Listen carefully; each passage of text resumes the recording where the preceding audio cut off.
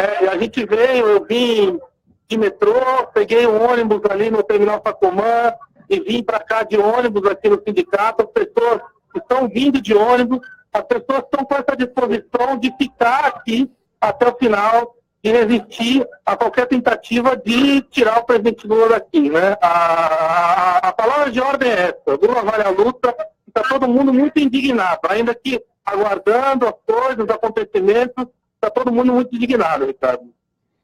Agora me diga o seguinte, Guilherme, você sente algum clima de confronto? Existem, por exemplo, apoiadores do MBL, do Quinta Categoria, aquele pessoal mais fascista, aquele pessoal mais agressivo contra os militantes petistas, contra as bandeiras democráticas. Existe esse tipo de militante por aí, ou eles estão afastados, dispersos? Como é que está a coisa? Não, a gente não viu nenhum tipo de fascista, a gente ainda não viu nenhum tipo de confronto, nenhuma situação mais, enfim, de agressividade, de violência.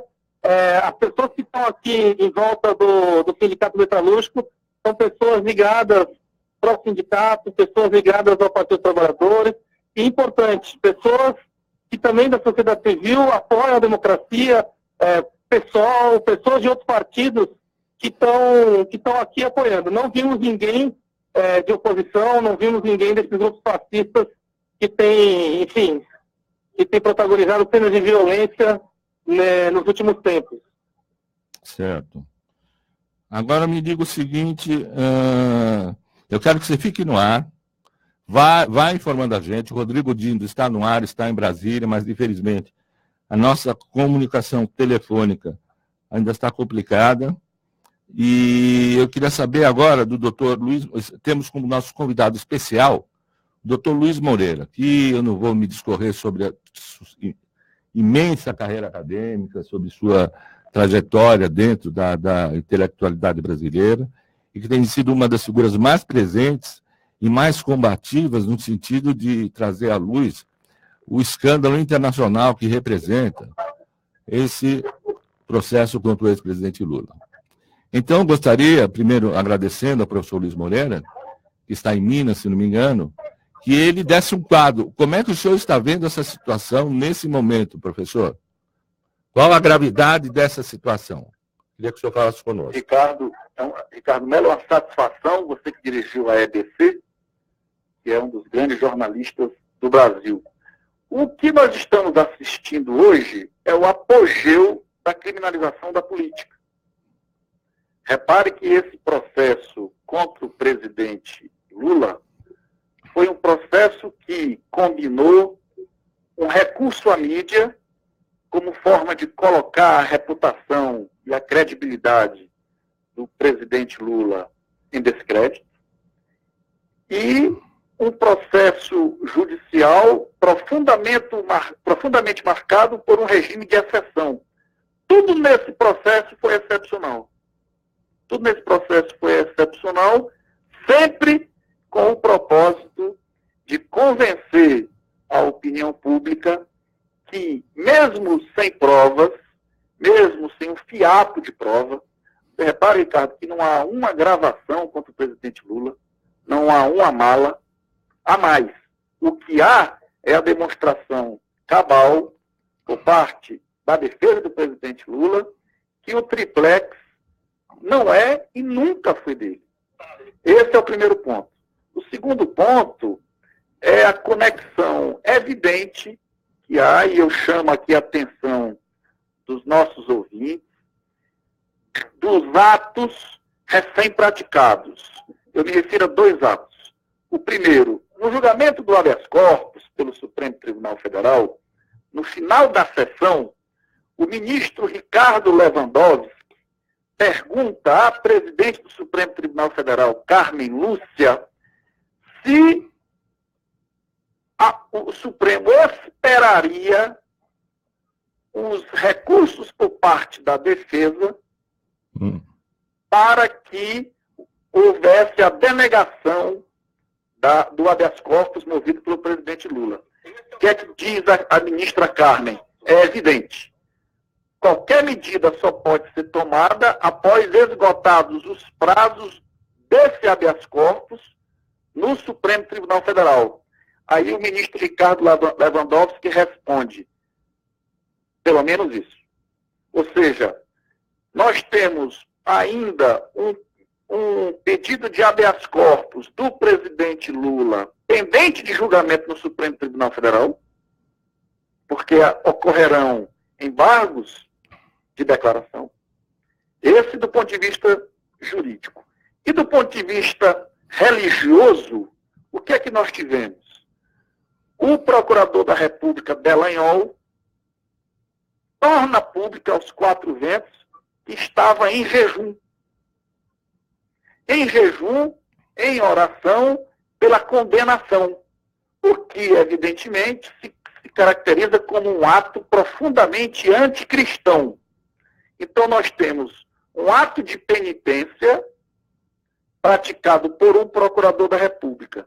E, em seguida, o juiz Sérgio Moro marca uma data, a data de hoje, às 17 horas, para que o presidente Lula, como ocorria nos processos da Inquisição, se apresentasse voluntariamente como sinal de reconhecimento de seus pecados, e assim ele, nessa via crucis, pudesse ser achincalhado pelos homens de bem. Homens de bem, entre aspas. Ou seja, todo esse processo, além de ser profundamente injusto e ilegal porque nesse caso ainda há um habeas corpus pendente de julgamento no Supremo Tribunal Federal. Há uma tentativa de ridicularizar o presidente Lula perante a opinião pública, tentativa essa que se vale de todos os meios, tanto os meios civis quanto os meios inquisitórios de processos de queima dos acusados, queima dos culpados, dos pecadores. Agora, doutor Luiz, toda essa bandalheira jurídica que foi montada no país depois do golpe de 2016, para mim está muito claro que o país entrou, né, nessa linha de decomposição institucional a partir do momento em que aquele símbolo máximo da República, que era a eleição de um presidente por uma eleição direta, com liberdade de opiniões e tudo mais, foi jogado por água abaixo através do impeachment, irregular, ilegal, e cada dia mais se mostra reconhecidamente como uma manobra política para tirar um grupo que estava há 13 anos no poder e estava conseguindo estabelecer uma mudança no perfil e no cenário brasileiro do ponto de vista da justiça social, do ponto de vista das oportunidades para as áreas mais carentes, na construção de universidades, faculdades, para levar água para o Nordeste, como a gente viu, com a transposição do Rio São Francisco, apesar de todas as adversidades e tudo mais. A gente vê a felicidade daquelas pessoas que durante séculos não tiveram acesso à água e que agora podem ter aquilo que é uma coisa que para nós parece absolutamente elementar. Bom, ou seja, essa decomposição toda tem um começo, tem uma origem. E estamos chegando no momento em que, eu não sei quantos anos o senhor tem, doutor Luiz. Tenho 48. 48, tá bom, é uma criança. Eu tenho 63. Então, eu vivi a ditadura militar. E o começo da ditadura militar, guardadas as proporções de personagens, justiça seja feita, os personagens daquela época, intelectualmente, eram muito melhores do que os atuais. Muito melhores. Vivendo toda uma série de outras contingências internacionais, mas a ditadura começa por aí. O contragolpe, o golpe militar de 64, no primeiro momento, era simplesmente não, vamos censurar aquele, vamos não sei o quê, vamos apertar aquele outro lá, afastar os professores dali, e uns poucos anos depois, em 68, a gente viu o que aconteceu. Quer dizer, a ditadura militar, que já estava instalada em 64, em 68 ela apertou ainda mais e vivemos esses anos trevosos, tenebrosos, tristes, e que nos deixam cheios de... Eu me lembro da casa do meu pai era jornalista da Última Hora, eu era criança, tinha 10 anos de idade, mas de repente, naquele 1º de abril, a casa ficou cheia de gente que eu nem conhecia, todo mundo querendo se esconder, todo mundo querendo sumir, todo mundo querendo desaparecer das baionetas, dos tanques, dos gorilas que dominaram a situação.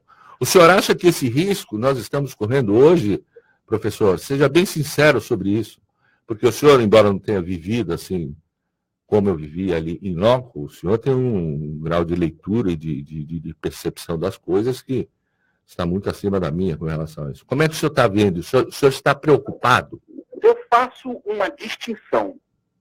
Todos esses, tudo que o senhor narrou, relativamente aos enormes progressos políticos oriundos e conquistados nos governos Lula e Dilma, eles têm uma marca política.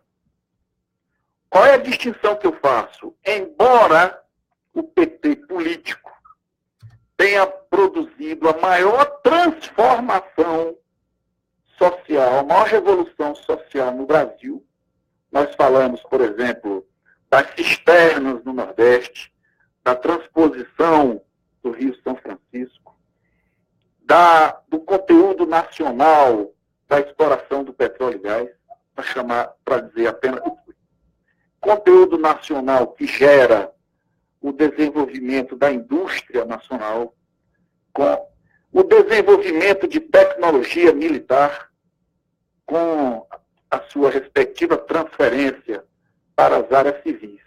Essas conquistas de índole social e política são incontestáveis. Não é exatamente essa razão que o presidente Lula é o maior presidente da história do Brasil e a sua maior expressão popular. Essa é uma questão, Ricardo, mas nós temos outra. Qual?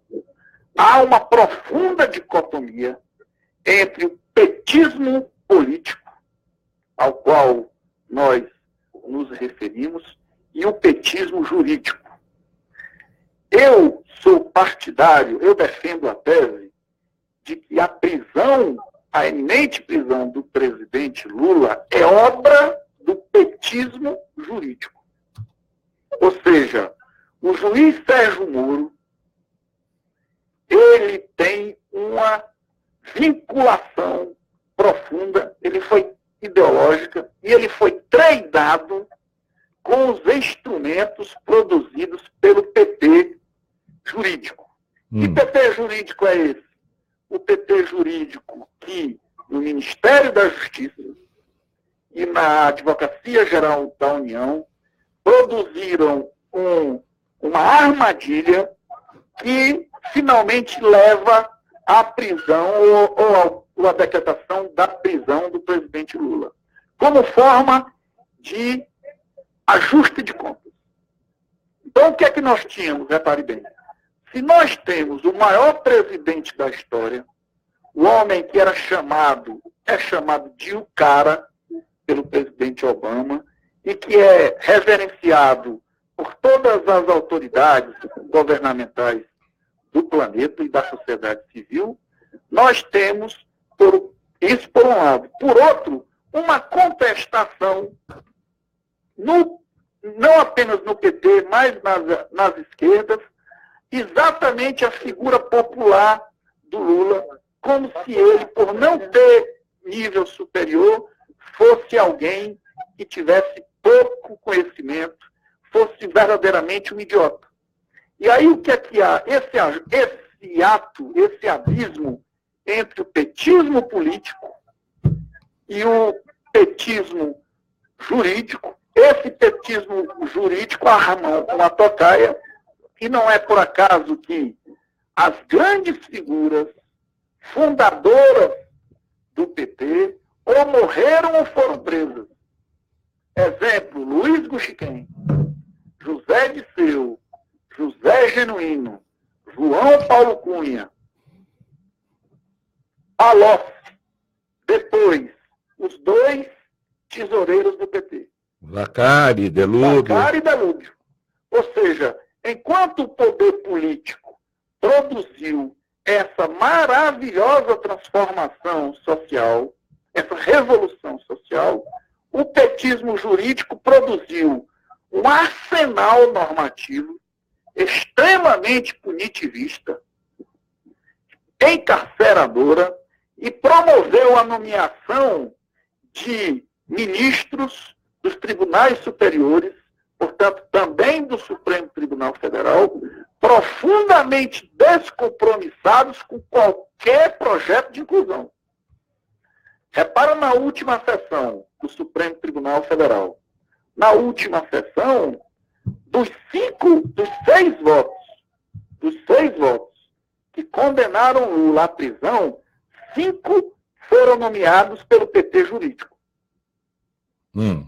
Apenas um foi nomeado por não petistas, o ministro Alexandre de Moraes. Os demais, todos, de um modo ou de outro, foram ovacionados pelo petismo jurídico. E esse petismo jurídico que produziu, por intermédio da ENCLA, Estratégia Nacional de Combate à Corrupção e Lavagem de Dinheiro, produziu os treinamentos desses juízes, entre eles o Moro, nos Estados Unidos e na Itália, com a lógica da força-tarefa. Uma vez formados esses juízes, qual foi o segundo passo? Dotar o sistema punitivista brasileiro, o judiciário e o Ministério Público, das condições normativas de criminalização, tanto dos movimentos sociais quanto da política. Agora, professor, o senhor fez uma análise bastante interessante. Eu, particularmente, não tinha ouvido essa questão do petismo jurídico, do petismo aquilo e tudo mais.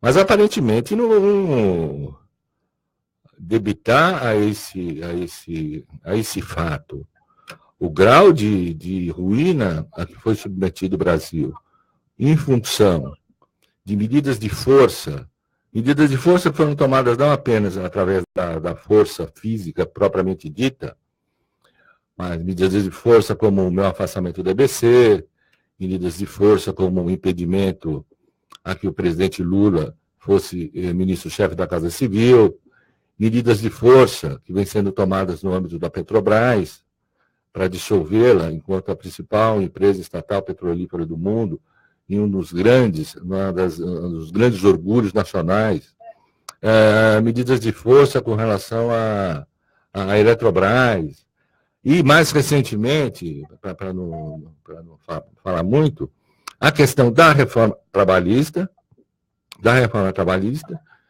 que quer reduzir o Brasil a um país de garis e de boias frias, e a reforma da Previdência, que era a grande joia da coroa, era a grande promessa, era a grande esmeralda que era oferecida aos nossos suzeranos americanos, franceses, europeus e assim por diante, e que não foi lançada para frente. E isso não é porque ministros do Supremo, eu tenho uma opinião sobre eles, eu acho que um Supremo, e eu sei que o senhor, como advogado, evidentemente tem que ter palavras um pouco mais equilibradas que a minha, nesse aspecto. Nunca se teve um Supremo Tribunal Federal no Brasil tão fraco, tão frágil, tão despreparado, tão longe das teses acadêmicas, tão desinformado, tão parcial, tão afastado das necessidades vitais que foram colocadas pela Constituição de 88 para o Brasil. Eu me lembro até hoje, e ontem eu voltei a ler sobre isso, as sabatinas que foram feitas com esses senhores do Supremo, particularmente com a senhora Rosa Weber, foram vexatórias. A senhora Rosa Weber era uma professora, era uma concursada em primeiro lugar, como vários concursados em primeiro lugar a gente conhece. Depois foi se aboletar no Tribunal Superior do Trabalho. Nunca produziu uma obra que fosse que a distinguisse como, bom, enfim, uma pessoa que tem uma capacidade de sentar naquela que é a Suprema Corte do país, e no Senado era simplesmente passou um vexame, tiveram que interromper a sessão, porque o vexame era tão grande com relação ao desconhecimento dela, em face da Constituição, de questões de direito elementares, de direito comercial, de direito constitucional, de direito civil, que, como essas sabatinas são aquelas que a pessoa entra e já sabe que já vai sair aprovada, né? Não é nem aquela que nos Estados Unidos, que de vez em quando dá chabu, foi lá a moça sentar ali. Então, eu queria saber como é que o senhor enxerga esse Supremo, que mal ou bem é ele que está sendo, nesse momento, o condottiere que vai levar o país para um lado ou para o outro. Como é que você enxerga isso? Se é que o senhor pode falar sobre isso? Posso falar. Tá, eu gostaria. A tese que você levanta, Ricardo, é complementar a minha. Nós não estamos argumentando contraditoriamente. Quem é Rosa Weber? Rosa Weber é um produto do petismo jurídico. Assim como Luiz Roberto Barroso, assim como Edson Fachin, assim como Ricardo Fux. Luiz Fux, Ricardo Fux não. Luiz Fux. Assim como Carmen Lúcia. São pessoas que foram elevadas ao cargo de ministro do Supremo Tribunal Federal, foram indicados pelo Supremo Tribunal Federal, ao Supremo Tribunal Federal, pelo petismo jurídico, e imediatamente se levantaram contra a política. O senhor repare bem o seguinte, no voto da última quarta-feira, do habeas corpus, o ministro Roberto Barroso chega a afirmar o seguinte, que o projeto político do PT é um projeto endemicamente corrupto. Então, como é que o ministro Barroso classifica o governo do PT? Como um projeto político, não um projeto político que tirou milhões da miséria, que levou o Brasil à 8ª economia mundial, que descobriu o pré-sal. Ele não se refere a isso. Ele se refere como se os governos do PT de Lula e de Dilma, fossem absolutamente corruptos. Qual é o problema da argumentação do ministro Barroso? É que foi esse projeto político que o nomeou. E fez de Luiz Roberto Barroso ministro do Supremo Tribunal Federal. Quem é Roberto Barroso? Luiz Roberto Barroso era um advogado do Rio de Janeiro, professor da UERJ. O que é que ele faz? Ele constrói uma mansão em Brasília, passa a circular na corte, oferecendo jantares a membros do Ministério Público, membros do Judiciário, da advocacia em Brasília, de Brasília, e a componentes do petismo jurídico. E ele, então, a partir dessa relação, ele se credencia para o cargo de ministro do Supremo Tribunal Federal. Então, como é que um governo endemicamente corrupto, como, segundo ele, seria o governo do PT, nomeia Sua Excelência ministro do Supremo? Há uma contradição profunda de uma árvore podre, segundo ele seria os governos do PT, não pode nascer uma fruta sã. Ou o governo do PT é reconhecido por ele, Luiz Roberto Barroso, como um governo que teve muito mais acertos do que erros, ou ele deve renunciar ao Supremo Tribunal Federal, porque ele deve explicar como é que de um governo corrupto pode surgir um ato honesto, que seria, como de fato eu creio que seja, a indicação dele para o Supremo Tribunal Federal. Então, o que é que nós temos? Esse petismo jurídico que produziu, concordo com a sua avaliação, dos mais fracos Supremo Tribunal da história. Repara, olha a diferença de qualidade na argumentação, por exemplo, do ministro Marco Aurélio, a argumentação da ministra Rosa Weber. Ou a diferença qualitativa entre a argumentação do ministro Celso de Mello e do ministro Luiz Roberto Barroso. Embora nomeados o ministro Marco Aurélio pelo presidente Fernando Henrique Cardoso, pelo ministro Fernando Collor de Mello e o ministro Celso de Mello pelo presidente José Sarney, ambos, Celso de Mello e Marco Aurélio, são defensores da Constituição, portanto, assumiram uma postura garantista, e os demais, em uma argumentação absolutamente pobre, defendem o punitivismo a todo custo. Ainda que colocar na prisão alguém represente ferir os ditames da Constituição. Então, o que é que nós tivemos? Um descompasso entre a produção legislativa, você repara, organização criminosa, lei da ficha limpa, lei da delação premiada, as nomeações, que são absolutamente vexatórias. Repara o seguinte, dos 5 ministros do STJ que negaram o habeas corpus do Lula, 4 foram nomeados pelo PT. No Supremo, dos 6 votos que negaram o habeas corpus de Lula e que, portanto, condenaram à prisão, 5 foram nomeados pelo PT. Qual é o problema? Foi enquanto o PT político ganhou eleições, correu todos os riscos que se exprimem em contrariar o status quo, de levar uma ampla parcela da população a ter acesso a bens materiais mínimos, a comer 3 vezes por dia, a ter água com a cisterna, a ter luz, a ter Bolsa Família.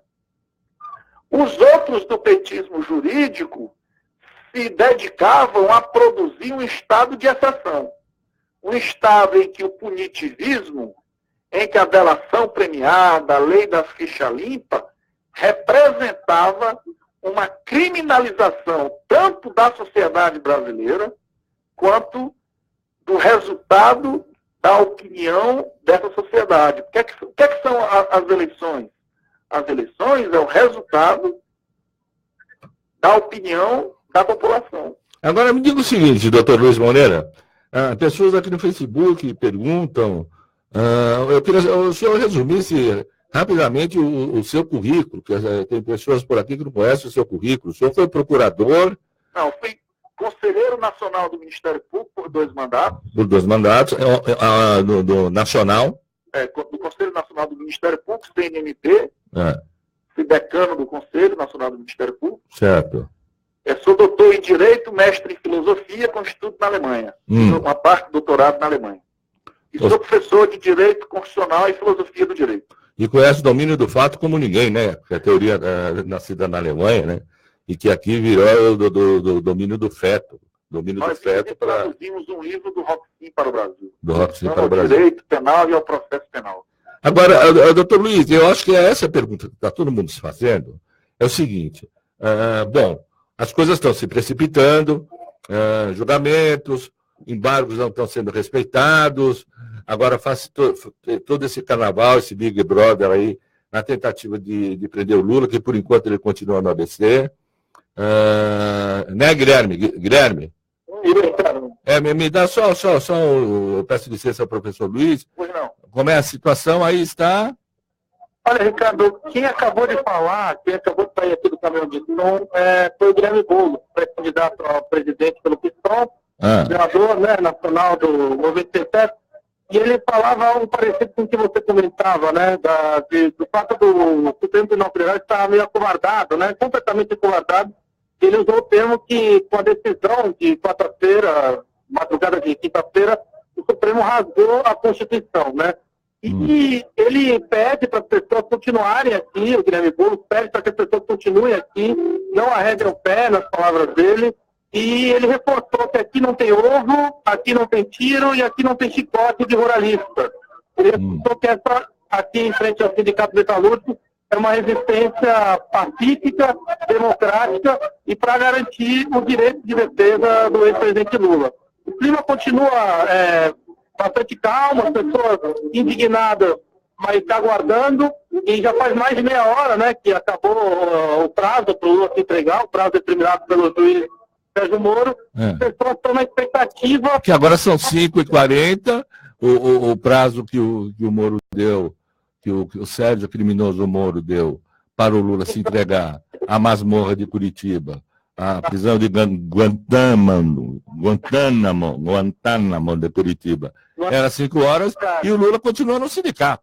Continua no sindicato, agora começa a Gleisi Hoffmann, está no palco, dá para ver as pessoas agora mais agitadas, começam a música, as pessoas agitando as bandeiras. Tem muita gente chegando ainda, Ricardo. A rua Bombato, ela continua muito cheia e cada vez chegando mais gente. Sim. De novo, o clima continua tranquilo, as pessoas indignadas com a decisão, mas dispostas a resistir democraticamente, sem violência. E o Lula ficou de fazer um discurso às 4 horas, ele chegou a fazer esse discurso? Não, ele ainda não falou, tem expectativa de que horas o Lula vai falar. No primeiro momento era às 4 da tarde, depois falaram que ia ser às 5, e agora já tem gente dizendo que é às 7. Aí a gente está esperando, e as pessoas estão nessa expectativa, até para saber o que vai acontecer, né? Porque as pessoas aqui estão com a disposição de ficar aqui o quanto for preciso. Mas existe essa dúvida do que está sendo negociado, do que pensam os advogados do Lula, do que vai acontecer de fato. Boa. E só reforçando, é uma resistência democrática e as pessoas temem aqui, um dos temores, já rolou boato, de que chegaria a tropa de choque.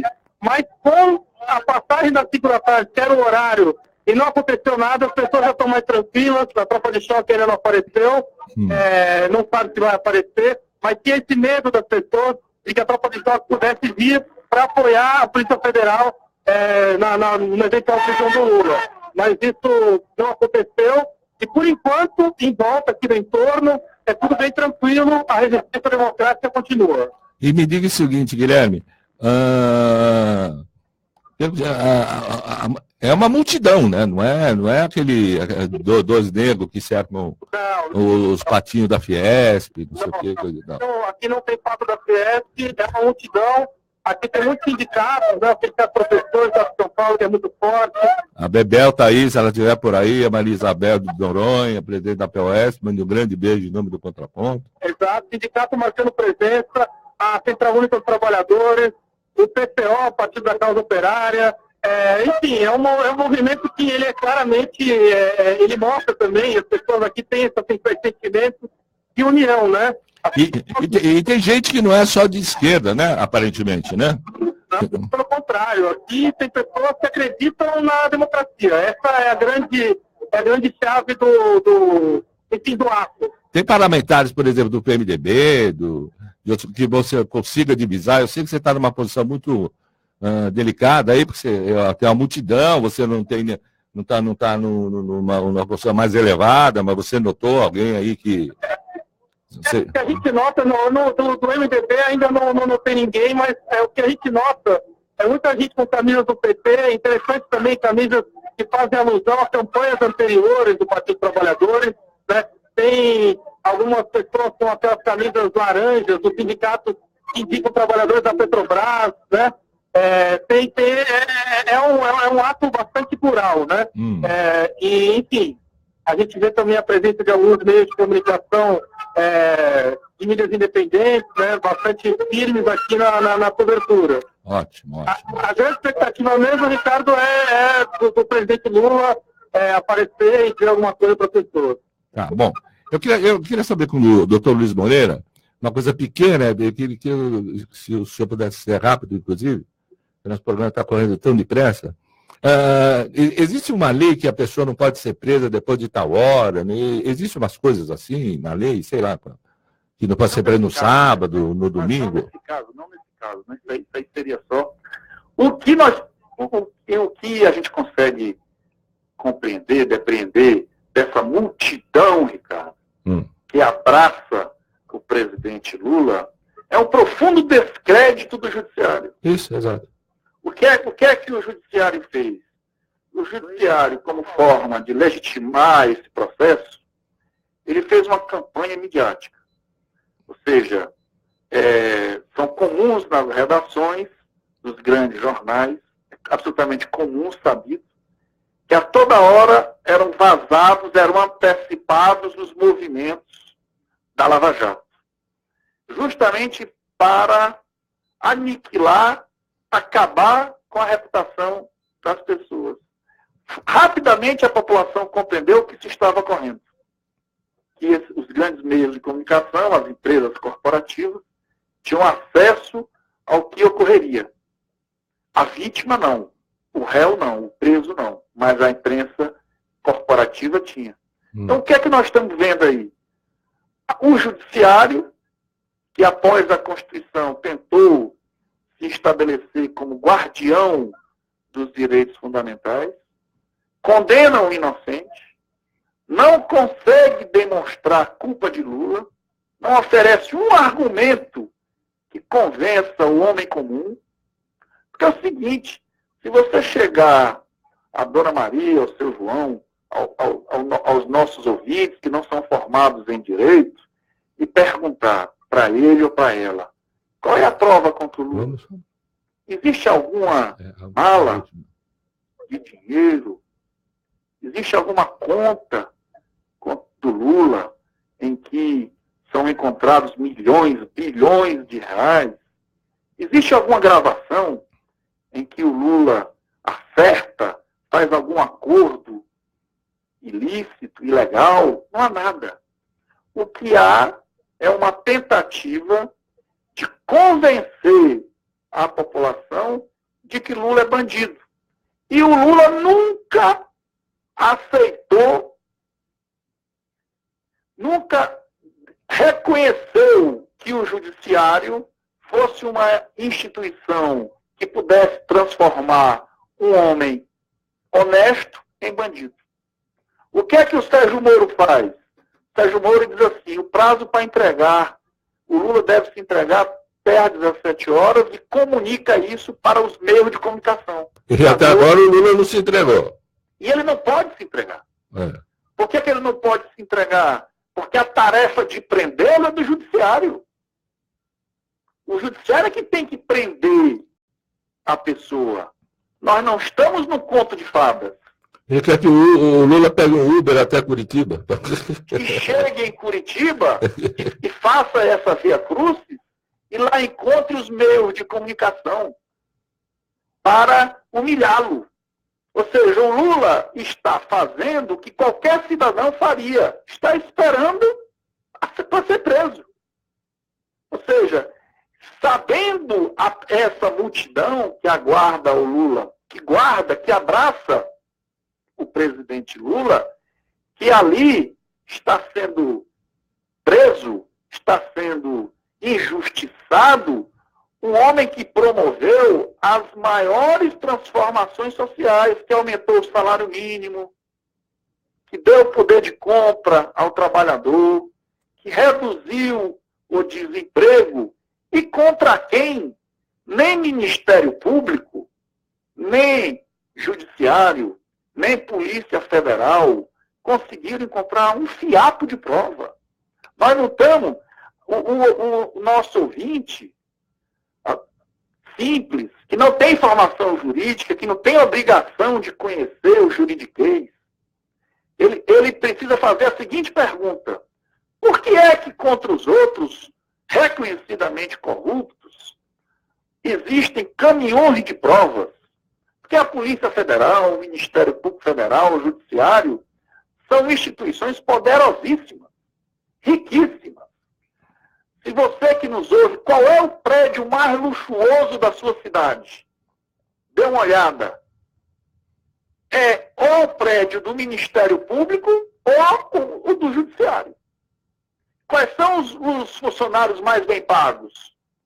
É o sapateiro? Não é, é o juiz.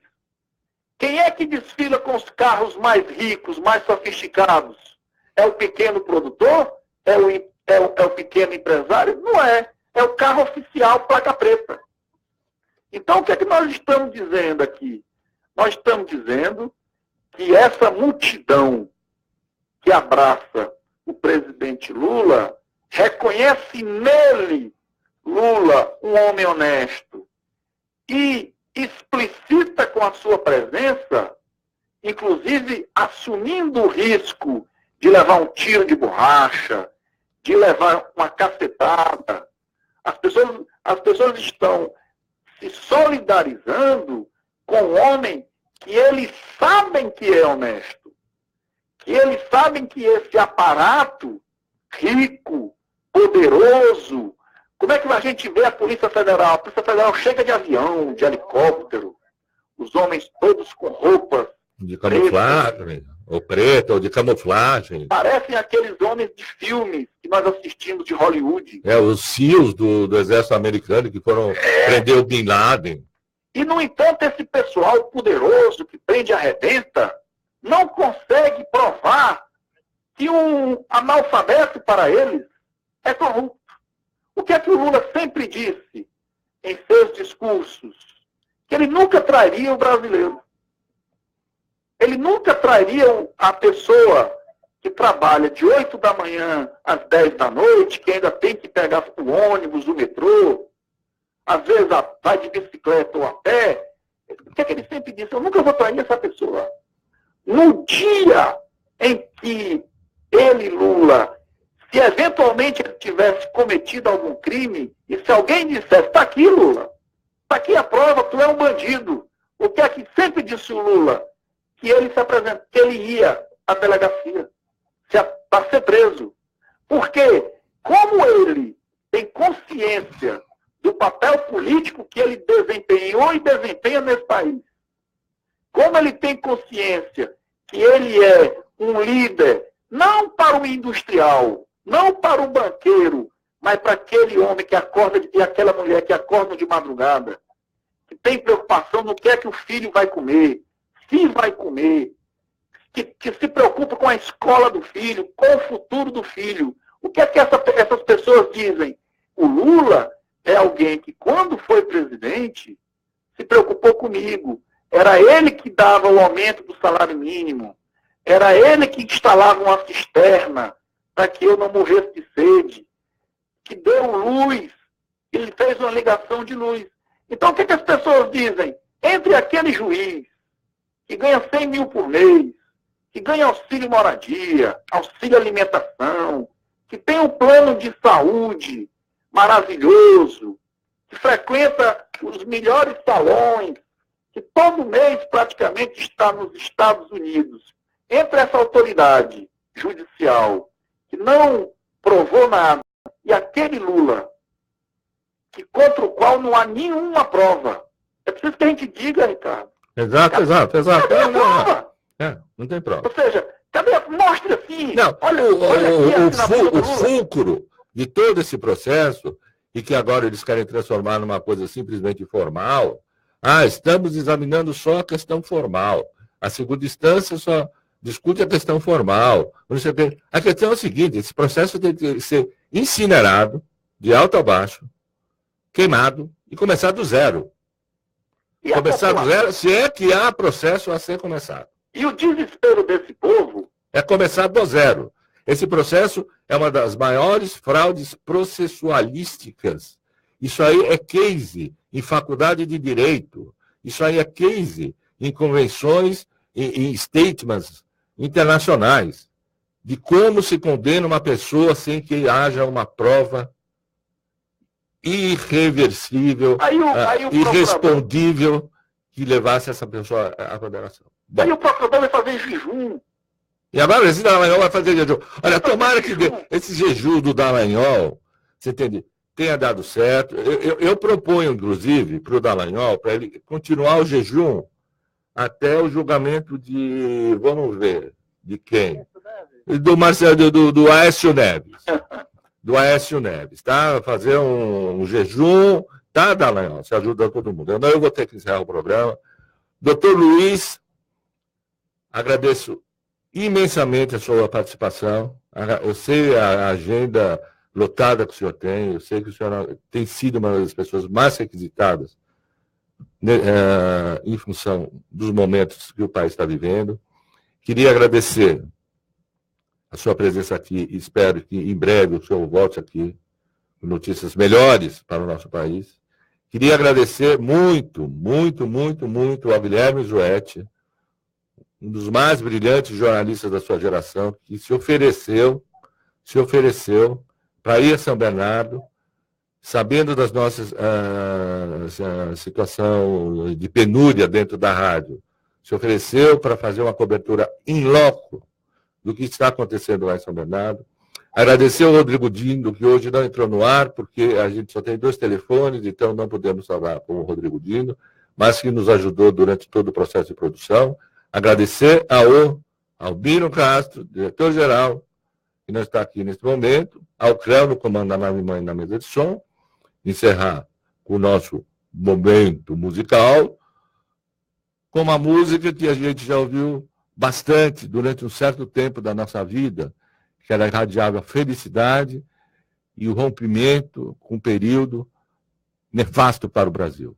Espero que essa música volte também a ser tocada e que seja o prenúncio no momento de progresso e de resgate do Brasil que todos nós queremos. Até lá, até segunda para todo mundo. Quero falar de uma coisa, adivinha onde ela anda? Deve estar dentro do peito, ou caminha pelo ar. Pode estar aqui do lado, bem mais perto que pensamos. A folha da juventude é o nome certo desse amor. Já podaram seus momentos, desviaram seu destino, seu sorriso divino. Quantas vezes se esconder, mas renova-se a esperança, nova aurora a cada dia. E há que se cuidar do broto, para que a vida nos dê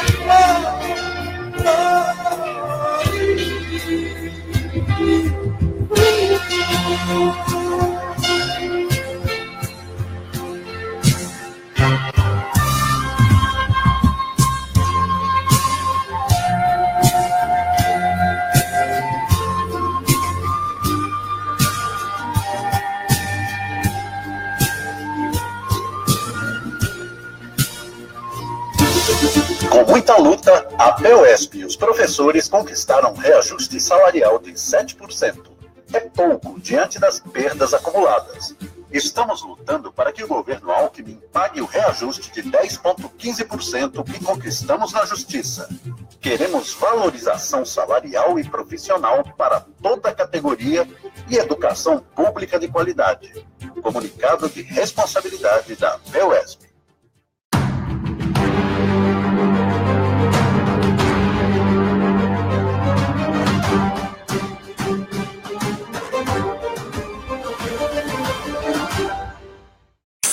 horas e 59 minutos.